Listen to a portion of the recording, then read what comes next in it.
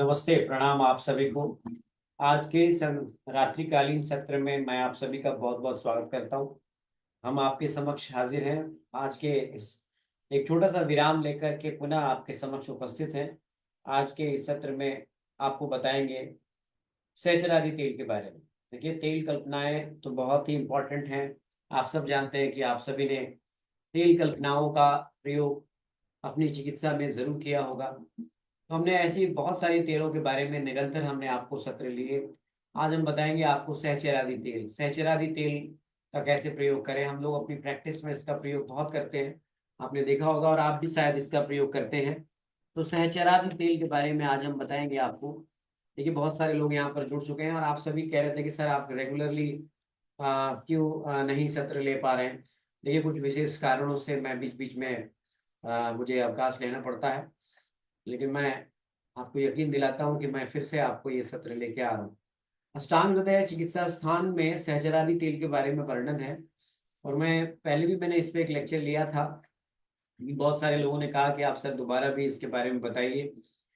ये कैसे हम सहचरादि तेल बनाएंगे, सहचरादि तेल का कहाँ प्रयोग करते हैं। और दूसरा एक तेल है प्रसारणी तेल। तो ऐसे हमने आज इन दोनों का कंपैरिजन आपको बताना है। और आज का जो हमारा लेक्चर है वो इस प्रकार से महत्व है, पूर्ण है, कि जिसमें आप सहचरादि तेल और प्रसारणी तेल इन दोनों का प्रयोग कहाँ, कैसे और कब करें, इसके बारे में आप जानेंगे। और इसका रेफरेंसेस कहाँ से आता है और कहाँ कहाँ पर हम लोग इसका प्रयोग करते हैं, इसके बारे में भी आपको हम बताएंगे। तो चलिए, आप सब जुड़ जाइए हमारे साथ में। और यहाँ पर जितने भी लोग आप हमारे साथ जुड़ते हैं, आप कहाँ कहाँ से जुड़ रहे हैं, आप हमें इसके बारे में जरूर बताएंगे। हम दोनों की कंपैरिजन भी करेंगे और कहाँ पर किसका प्रयोग आप करें, इसके बारे में हम बताएंगे। तो सबसे पहले मैंने पिछले लेक्चर में भी आपको बताया था कि सहचरादि तेल जो है ये हमारे हम लोग इसका प्रयोग करते हैं। और इसका जो संदर्भ मैंने बताया आपको, अष्टांग हृदय चिकित्सा स्थान 29वें अध्याय के 66 से 68वें सूत्र में आता है। समूल शाखस्य सहचरस्य तुलां सवेतां दशमूलतश्च फलानि पंचता पंचाशदभिरुतश्च पादावशैषं विपच्चे द्वये पहां तत्र सेवन्यकुष्ठमिहे मेला स्पृक्य प्रियंगु नलिकाम्बुशिलाजे लोहितानल दोलह सुराहवे ओपनामिषे तुरस्करतैश्च तुल्यं क्षीरं पालिकस्तैलं पात्रं सिद्धं पृक्षाक्षीलितम् अन्तिवातान् कंपाक्षेपस्तंभ शोषादियुक्तान गुलमान गुलमा उन्मादो पीनसम योनि रोगान। ये आया है अष्टांग हृदय चिकित्सा स्थान 21वें अध्याय के 67 से आप देखें तो 69वें सूत्र में। और प्रसारणी तेल के बारे में अगर आप देखें तो प्रसारणी तेल का जो रेफरेंस आया है वो आया है सारंगधर संहिता मध्यम खंड 9वें अध्याय के 119 से 123वें सूत्र में। और भैषज रत्नावली में भी इसका वर्णन आया है और सहस्त्र योगम में भी आया है।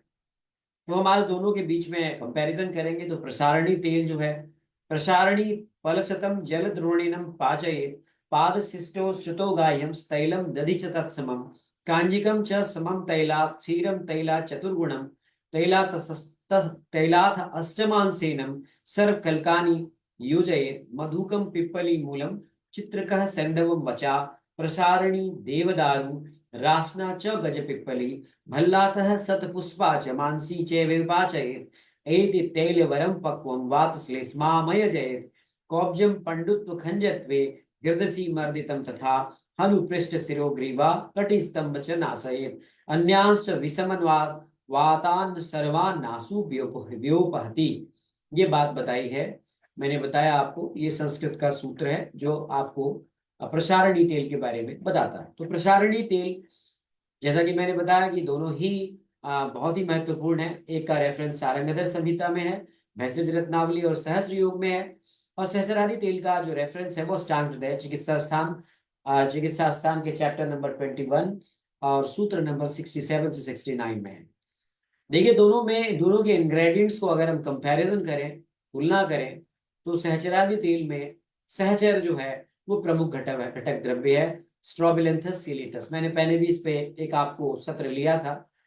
बिल्व, अग्निमंद, शिवनाथ, गंभारी, पाटला, शालपर्णी, कृष्णपर्णी, गोक्षुर, बृहति, घंटकारी, शतावरी, ये सब इसके प्रमुख घटक द्रव्य हैं, जिनमें सबसे ज्यादा जो मात्रा में हमने लगभग लगभग एक बात, आप अगर आप यूं करें कि लगभग आपने अब 5 किलो आपने अगर सहजर का मोटा चूर्ण लिया है, तो आपने लगभग लगभग 500 ग्राम बिल्व, अग्निमंथ, शिवनाग, पाटला, गंभारी, शालपर्णी, कृष्णपर्णी, गोक्षुर, व्रेयती, कंटकारी, शतावरी, इन सब को आपने इन सब का लगभग लगभग 50 लीटर, यानी इन सब को आपने 500 ग्राम लेकर 50 लीटर पानी में उबाल कर 12.5 लीटर तक इसको उबालना है, और 12.5 लीटर तक इसे रहने तक से छान लेना है।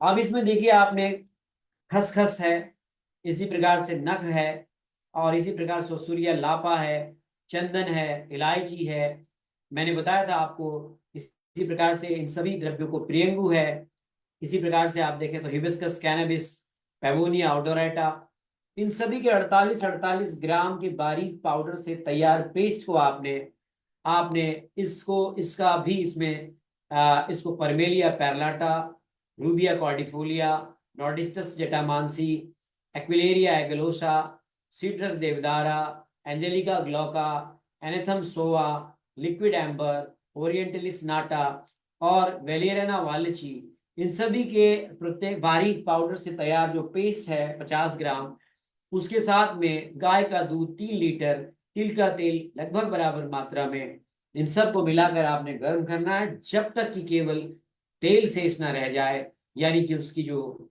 लिक्विड वाला पार्ट है, जो वैसा द्रवांश है तेल के स्नेह के अलावा, जब तक वहां से उड़ न जाए, तो ये सहचरादि तेल आप बनाते हैं। देखिए सहचरादि, अब प्रसारणी तेल कैसे बनाते हैं? तो प्रसारणी तेल बनाते हैं हम, उसके लिए क्या क्या घटक हम लेते हैं?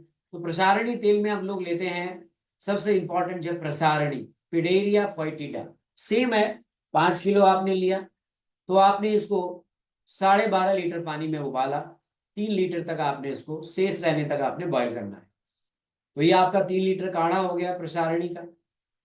तेल जो है आपने 3 लीटर बराबर मात्रा में, जितना आपने क्वाथ लिया प्रसारणी का, उतना ही आपने तिल का तेल लिया, तो तेल जो है वो आपने 3 लीटर लिया। दही, इसमें देखिए दही है, इसमें आप ध्यान रखिएगा, प्रसारणी तेल में आप दही मिलाते हैं लगभग 3 किलो, कांजी मिलाते हैं आप लगभग 3 किलो, 3 किलो, दूध मिलाते हैं आप लगभग लगभग, अगर आपने 12.5 लीटर अगर आपने काढ़ा बनाया है प्रसारणी का, तो 12.5 लीटर आप दूध मिलाते हैं। फिर इसके बाद मधु यानी कि मुलेठी का पेस्ट, पिप्पली मूल का पेस्ट, मधु यानी कि मुलेठी, पिप्पली मूल, चित्रक, सेंधा नमक, बचा, फिर प्रसारणी, देवदारू, रासना, गज पिप्पली, भल्ला तक, शतपुष्पा और मामसी, जटामांसी, इन सब का आपने पेस्ट बनाना है। और इन सब का पेस्ट जो है वो मिला करके आपने गाय के दूध और जो कांजी, दही और जो काढ़ा था प्रसारणी का, इन सबको एक साथ मिलाना है, और तेल को पाक करना है, मृदु पाक करना है, और जब तक कि तेल से उसका द्रवांश या जो जलियांश है वो उड़ न जाए, तब तक उस तेल को आपने मृदु पाकी या मध्यम पाकी तेल को बनाना है। ये प्रसारणी तेल बन गया। तो देखा आपने, एक में आपको जो आपने सहचरादी तेल देखा, इसका जो प्रमुख घटक है वो सहचर है, स्ट्रोबिलेंथस सिलिएटस, और जो आपने प्रसारणी तेल देखा, इसका जो प्रमुख घटक है वो प्रसारणी है, जिसका लैटिन नेम मैंने आपको बताया, पेडेरिया फोइटिडा। तो दोनों के घटक द्रव्य अलग अलग है। यदि आप दोनों में तुलना करें, तो आपने वहां पर सहचरादी तेल में सहचर को आपने लिया है प्रमुख घटक के रूप में, प्रसारणी में प्रसारणी को लिया है, लेकिन यहाँ पर भी आपने, यहाँ जो आपकी जो सहचरादी तेल में जो आपको अन्य घटक हैं, उनमें बिल्व दशमूल के घटक हैं ज्यादातर, बिल्व, अग्निमंथ, शिवनाग, पाटला, गंभारी, शालपर्णी, कृष्णपर्णी, गोक्षुर, बृहति, कंटकारी, शतावरी, इन सबको मिला करके आपने सहचर के चूर्ण के साथ काढ़ा बनाया है, यानी सहचर का मकी मात्रा ज्यादा है। और टेक्निक, अगर आपने 5 किलो सहचर लिया है तो बाकी 500 ग्राम आपने लिया है, काढ़ा बनाया है। इसमें इसमें शतावरी की जो मात्रा है वो 2.5 किलो। काढ़े के लिए आपने 50 लीटर पानी लिया, 12.5 लीटर तक गर्म करने उबाला, इसको खुले बर्तन में छाना, जो बचा उसको छान लिया अच्छी तरह से। फिर आपने जो सेविया, वेटिवेरिया, जेजेनोइड्स, कैपेरिस सेपेरिया, सोसूरिया लापा, जो है चंदन, सेंटेलम एल्बम, इलायची, एलेट्रिया, कार्डमम, इसी प्रकार से एंसियोमोलस, मैलबेरिका, प्रियंगू, कैलिकार्पा, मैक्रोफिला, हिबिस्कस कैनबिस और पेगोनिया ऑर्डोरेटा, इन सब का आपने पेस्ट बना लिया। और इन पेस्ट को परमेलिया पेरलाटा, जैसे रूबिया कॉर्डिफोलिया, जटामांसी, हिमालय देवदार, जो भी और द्रव्य मैंने बताया आपको, इन सभी द्रव्यों के साथ में आपने पेस्ट बनाया। इस पेस्ट को लगभग आपने 3 लीटर गाय का दूध, देखिए गाय का दूध यहाँ भी है, सारणी तेल में भी है, और आप देख रहे सहचरादी तेल में भी है। तिल का तेल बेस है दोनों में। और इन सब में डिफरेंस क्या है अगर आप देखें, तो पेस्ट वाले द्रव्य भी बराबर वही है, पर जो सहजरादि तेल है उसमें दशमूल के घटक भी हमने मिलाए हैं। जबकि हम प्रसारणी तेल में देखते हैं तो हमने मधु, पिप्पली मूल, चित्रक, सेंधा नमक, वचा, प्रसारणी, देवदारू, रासना, गज पिप्पली, भल्ला तक, शतपुष्पा और जटामांसी मिलाया है। तो देखिए जो हमने अन्य द्रव्य मिलाए हैं, इसके प्रभाव से हम इसका अलग अलग यूज करते हैं। जैसे सहजरादि तेल को आप कहाँ यूज करेंगे, तो सहजरादि तेल को जैसा कि शास्त्र में भी बताया है कि इसका प्रयोग आपने कहाँ कहाँ करना है, तो सहचरादी तेल का आपने प्रयोग करना है खासकर एक्सटर्नली, स्त्री रोगों में, मालिश के लिए भी हम करते हैं इसको। हम इसका देखिए इसका पान भी करा सकते हैं। क्यों? क्योंकि देखिए इसमें कोई भी ऐसे घटक द्रव्य नहीं है जो कि किसी भी प्रकार से गैस्ट्रिक इरिटेशन करते हो। तो आप सहचरादी तेल को आप मिला भी सकते हैं, बस्ती में इसका प्रयोग करते हैं। नहीं तो ये बहुत ही बढ़िया लाभ देता है। ये न्यूरोलॉजिकल डिसऑर्डर्स में मैंने पहले भी बताया था, जो हमारी मस्कुलर डिस्ट्रॉफी है, वेरिकोज वेन्स है, वहां पे आप प्रेफरेबली सहचरादी तेल का प्रयोग करिए। ये सहचरादी कुजुम्बा के नाम से भी आता है, कुजुम्बू के नाम से भी आता है। तो ये आपने देखना है। देखिए इसको 2 प्रकार से प्रिपेयर करते हैं, एक में बेस तिल तेल लेते हैं और एक में बेस जो है वो कैस्टर ऑयल भी लेते हैं, ध्यान रखिएगा। तो यहाँ पर तेल तो एक ही है और वात का शमन करना इसका मुख्य प्रभाव है। तो ये सहचरादी तेल है, इसका ओरली भी आप प्रयोग कर सकते हैं। और ये गायनिक प्रॉब्लम्स में, इवन आपको यूं कहें कि हम पिछू धारण कराने में भी इसका प्रयोग करते हैं, ग्रीवावस्थी में इसका प्रयोग करते हैं, जानुभवस्थी में इसका प्रयोग करते हैं। बाहरी आप प्रयोग इसका बहुत लंबे समय तक कर सकते हैं, आपको घबराने की जरूरत नहीं है। और 2 से 3 महीने तक आप इसका प्रयोग कर सकते हैं, इसका कोई स्पष्ट दुष्प्रभाव नहीं मिलता। लेकिन हाँ, मैं बार बार कहूंगा कि आप किसी भी दवा का, औषधि का सेवन जो है वो चिकित्सक के परामर्श से ही करें और निर्माण भी करें। अब प्रसारणी तेल की बात करते हैं, तो प्रसारणी तेल भी आप बाह्य प्रयोग के लिए करते हैं, लेकिन प्रसारणी तेल का विशेष रूप से आप बाह्य प्रयोग ही करेंगे। देखिए यहाँ डिफरेंस देखिए आप, सहचरादी तेल को आप इंटरनल यूज के लिए प्रयोग कर सकते हैं क्योंकि उसमें कोई भी ऐसे घटक द्रव्य नहीं है जिससे आपके लेने से कोई तकलीफ हो। लेकिन प्रसारणी तेल में आप देख रहे होंगे भल्ला तक है, बहुत सारे ऐसे घटक द्रव्य हैं जो हम सामान्य रूप से, जिसे हम इंटरनल एप्लीकेशन के लिए देने से अवॉइड करें। जैसे आप देखें गजपीपली है, भल्ला तक है, बहुत सारे ऐसे घटक द्रव्य हैं जिनको हम सामान्य रूप से वैसे हम नहीं देते हैं क्योंकि उष्ण तासीर है इसकी। अब आप इसका कहाँ कहाँ प्रयोग करते हैं प्रसारणी तेल का, देखिए प्रसारणी तेल स्पेसिफिकली किसी का लॉक जो हनुसंधि में जकड़न आ गई है, बैक में लोअर बैक पेन है, सियाटिका का दर्द हो रहा है, जैसे काइफोसिस है, जैसे आप देखें पैराप्लेजिया है पेशेंट को, फेशियल पैरालिसिस है, गर्दन में जकड़ाहट है, सर में जकड़ाहट है, ऐसी महिलाएं जिनको प्रॉब्लम है कंसेप्शन में, कोई वेजाइनल प्रॉब्लम है, या फिर स्पर्म की इम्प्यूरिटीज है, वायरल फीवर के बाद आप जो शरीर में दर्द है, जकड़न है, हड्डियों में दर्द है, उन सभी स्थितियों में आप प्रसारणी तेल का प्रयोग कर सकते हैं। लेकिन आप सहचरादी तेल का अलग अलग प्रयोग करते हैं। प्रसारणी तेल का प्रयोग आप कटिबस्ती में, ग्रीवावस्थी में, बस्ती में, अभ्यंग में करते हैं। और आप अगर चाहें तो इसका प्रयोग, मैं ये नहीं कह रहा हूं कि आप इंटरनली ना करें, पर मैं ये कहता हूं कि इसका ज्यादातर प्रयोग जो है वो एक्सटर्नल ही यूज है। आप इसे पादाभ्यंग में इसका प्रयोग कर सकते हैं ये, और इसका भी कोई ऐसा साइड इफेक्ट नहीं है, पर हम ये कहेंगे कि इसे आप जो है अंतर प्रयोग से बाह्य प्रयोग में ज्यादा प्रयोग करें। देखिए यहाँ पर ये बात ध्यान रखने वाली है कि प्रसारणी तेल में आपने देखा कि प्रसारणी 4.5 किलो आपने या 5 किलो लिया आपने, काढ़ा आपने जो है वो 12 से 12.5 लीटर पानी में उबाला इसको 3 लीटर रहने तक। फिर तिल का तेल लिया आपने 3 लीटर, फिर आपने दही लिया 3 किलो करीब, कांजी लिया आपने 3 से 3.25 लीटर करीब, गाय का दूध लिया आपने करीब जितना आपने काढ़ा था उतनी ही मात्रा में, और फिर आपने पेस्ट लिया जिसमें मधुक है, लाइकोरिस पिप्पली मूल, चित्रक, सेंधा नमक, वचा, प्रसारणी, देवदारू, रासना, गज पिप्पली, भल्लातक, शतपुष्पा, जटामानसी। तो ये जो है, ये जो घटक द्रव्य है इसके, अगर आप इसको देखेंगे तो ये घटक द्रव्य जो है, हम प्रायः इस घटक द्रव्य का प्रयोग हम बाह्य प्रयोग के लिए करें तो हमें ज्यादा अच्छे रिजल्ट मिलते हैं। तो आपको मैं यही कहूंगा कि जो सहचरादि कुसुम्बु या सहचरादि तेल है और प्रसारणी तेल है, ये दोनों ही बेहतरीन औषधियां हैं। लेकिन चूंकि सहचरादि तेल में सहचर के अलावा बिल्व, अग्निमंथ, शिवनाथ, गंभारी, पाटला, शालपर्णी, कृष्णपर्णी, गोखरू, आप शतावरी, इन सब को मिला के आपने काढ़ा बनाया 50 लीटर पानी में 12.5 लीटर तक बचने तक। फिर आपने जो खसखस है, नख है, पुष्ट है, हिम है, एला है, स्प्रिक है, प्रियंगु है, नलिका है, अंबु है, शैली है, लोहिता है, नलद है, अगुरु है, सुरावा है, चोरक है, इसी प्रकार से मिशी है, तुरस्क है, नट है। इन सब का आपने पेस्ट बनाया 48 ग्राम, वो भी आपने मिलाया। और गाय का दूध 3 लीटर मिलाया, तिल का तेल बराबर मात्रा में 3 लीटर मिलाया, और फिर गुनगुना किया। तो घटक द्रव्यों में थोड़ी सी आपको डिफरेंस है, इसीलिए रिजल्ट भी आपको अलग अलग मिलते हैं। अलग अलग जगहों पर हम प्रयोग करते हैं। कहा गया है कि अगर आप सहचरादि तेल का प्रयोग कर रहे हैं तो कम रोगी, पार्किंसनिज्म में, आक्षेप में, स्तंभ में, शोष में, गुल्म में, उन्माद में, पीनस में, योनि रोग में आप इसका प्रयोग कर सकते हैं।